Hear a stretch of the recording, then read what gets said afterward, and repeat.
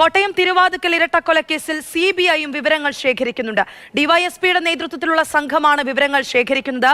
2 ദിവസമായി CBI സംഘം കോട്ടയത്തുണ്ട്. വിജയകുമാറിന്റെ മകൻ ഗൗതമിന്റെ മരണം അന്വേഷിക്കുന്ന സംഘമാണ് അവിടെ എത്തിയത്. CBI കേസ് ഏറ്റെടുത്ത് 1 മാസം പൂർത്തിയായപ്പോൾ ഈ ക്രൂര കൊലപാതകവും തമ്മിൽ ബന്ധമില്ലെന്ന് പോലീസ് ആവർത്തിക്കുന്നുണ്ട്. പക്ഷേ ആ 8 വർഷം കേരള പോലീസ് എന്തു ചെയ്തു എന്നുള്ളത് വലിയ ചോദ്യമാണ്.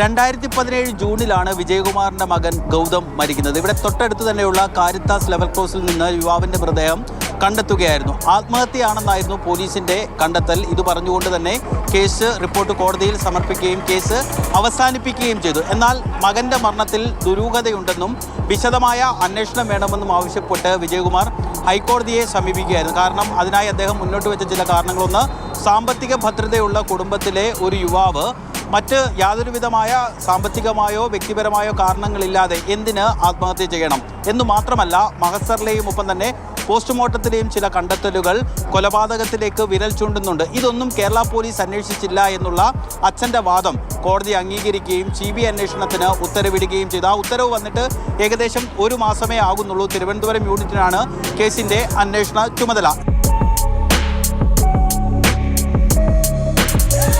മകൻ്റെ മരണവുമായി ബന്ധപ്പെട്ടുള്ള അന്വേഷണം CBI ഏറ്റെടുക്കുകയും അതിൻ്റെ ഒരു പ്രാരംഭ ഘട്ടത്തിലെത്തുമ്പോഴാണ് വിജയകുമാറും ഭാര്യയും സ്വന്തം വീട്ടിൽ, അതും വലിയ വീടാണ്, വലിയ സുരക്ഷാ സംവിധാനങ്ങൾ, CCTV അടക്കമുള്ള സുരക്ഷാ സംവിധാനങ്ങൾ, നായ്ക്കളൊക്കെ ഉള്ളൊരു വീടാണ്, അവിടെ അതിദാരുണമായി കൊല ചെയ്യപ്പെടുന്നത്.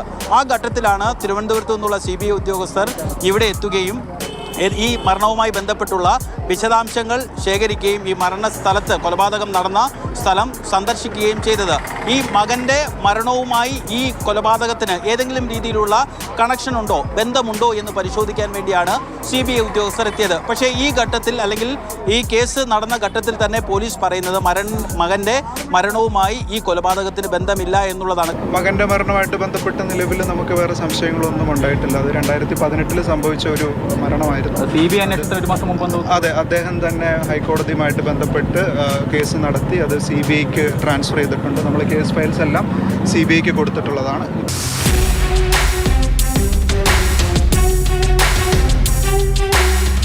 പോലീസ് ജില്ലാ ക്രൈംബ്രാഞ്ച് അടക്കം അന്വേഷിച്ച് ഇതൊരു ആത്മഹത്യയാണെന്ന് കണ്ടെത്തിയതിൻ്റെ അടിസ്ഥാനത്തിൽ കോടതിയിൽ റിപ്പോർട്ട് കൊടുത്തതാണ്. അതുകൊണ്ട് തന്നെ സ്വന്തം വാദം പരസ്യമായി പറയുകയായിരിക്കും പോലീസ്. ഈ ഘട്ടത്തിൽ ഏതെങ്കിലും രീതിയിൽ ഈ മരണത്തിന്, മകൻ്റെ മരണവുമായി ബന്ധമുണ്ടോ എന്നുള്ള കാര്യം തുറന്നു പറഞ്ഞാൽ. എന്തായാലും CBI ഉദ്യോഗസ്ഥർ സ്ഥലത്തെത്തി ഇവിടുന്നുള്ള കാര്യങ്ങളൊക്കെ പരിശോധിച്ച് പോയിരിക്കുകയാണ്.